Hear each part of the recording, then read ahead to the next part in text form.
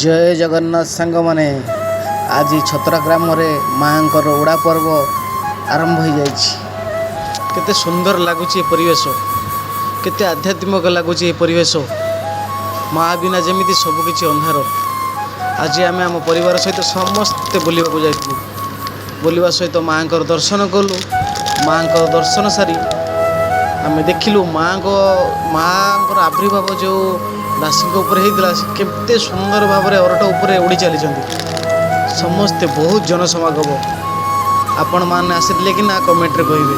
छतरार उड़ा भारी सुंदर भाव में पालन होठी